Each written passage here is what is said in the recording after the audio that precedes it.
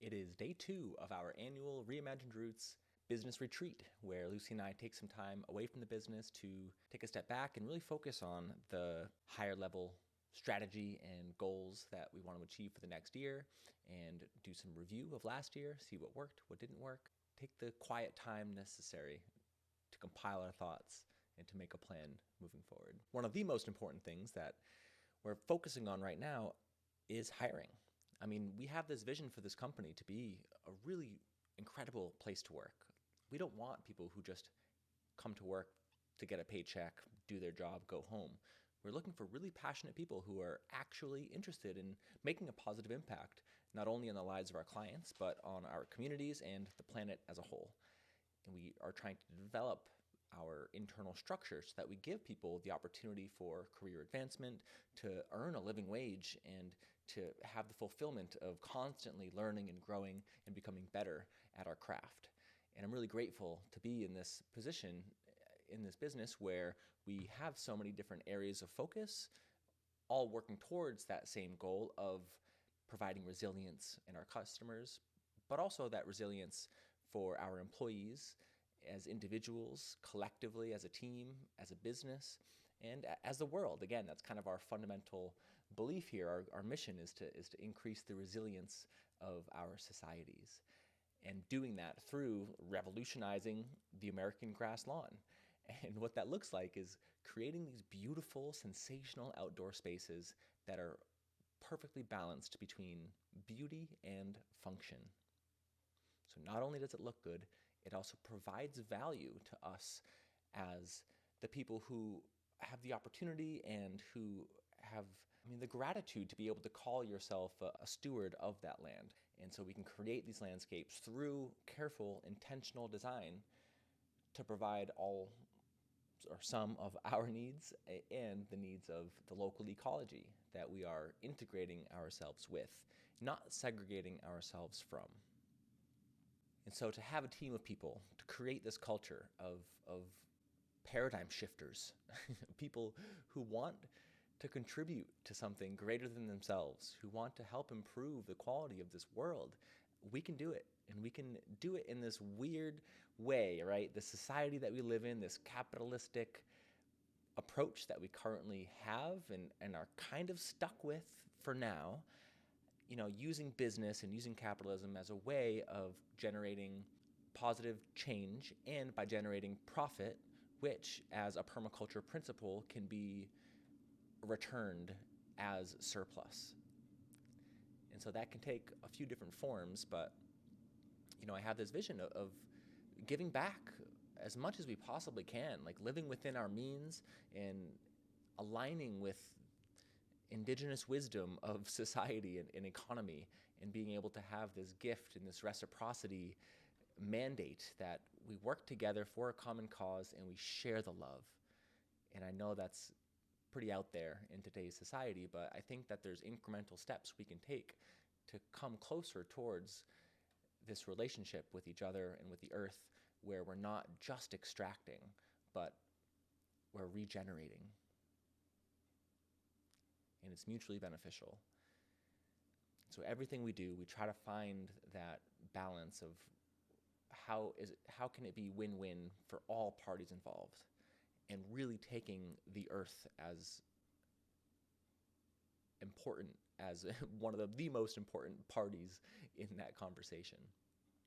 And it can be done. I think the most beautiful part about it is that we get to do it every day. We see it firsthand, hands in the dirt, like it's not this theoretical thing, like through intentional, careful design and labor. It takes a lot of work, and it's worth it.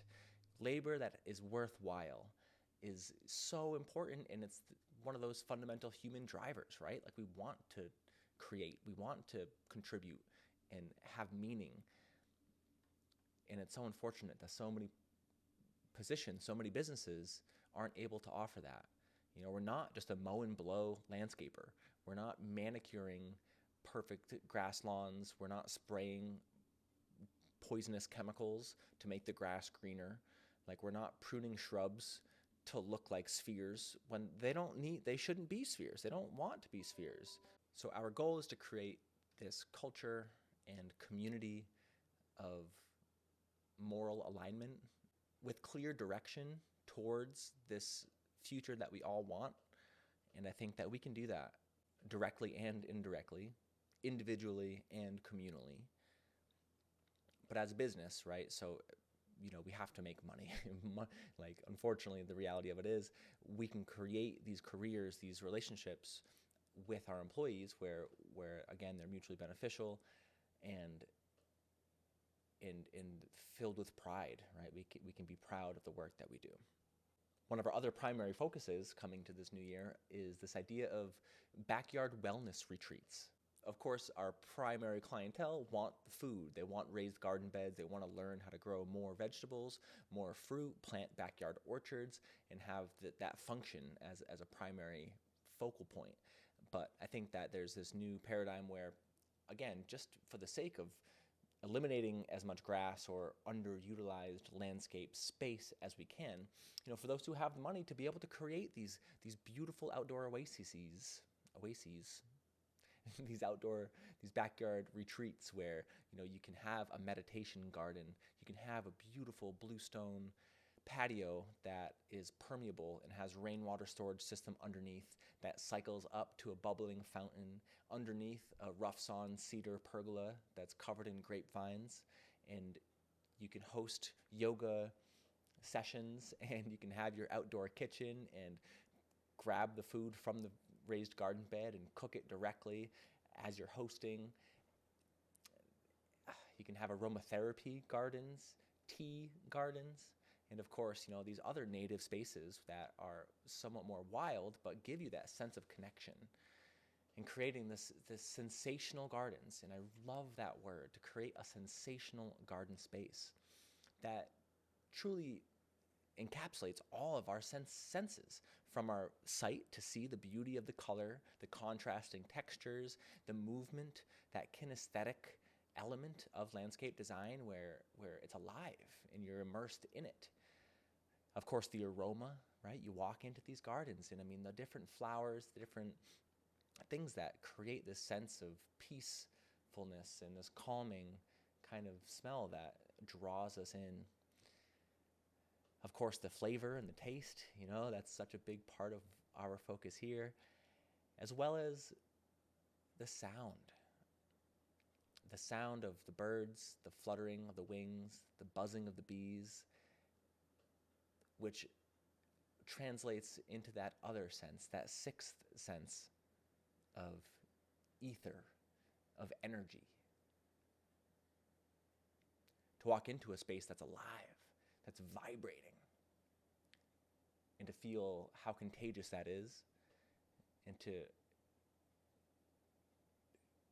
have that connection on whether it's, electrochemical or quantum, also known as spiritual. These spiritual spaces that we can immerse ourselves in and just be overwhelmed with gratitude for the opportunity to be able to be the manager of that space, to be the gardener on this garden planet. Is a really special thing that we all should have the opportunity to embrace. So that's the vision I have of the future, where every neighborhood, most houses have these beautiful integrated spaces producing food and medicine, sharing with each other, connecting with nature, and just living a life that's more in tune with our divine purpose, which, not to get too etherical, but I think that, as the sentient beings on this planet, as these conscious creators, the manipulators of the earth, like, we have a purpose and we have a responsibility. And I believe it's to manage the rest of life that's here, which could be an egotistical view, but I think as the gardeners, as the ones who can see the connections between all other things and really witness them in a way that allows us to groom and to just subtly guide and to help the existing processes that are there to thrive. I think that there's a lot there.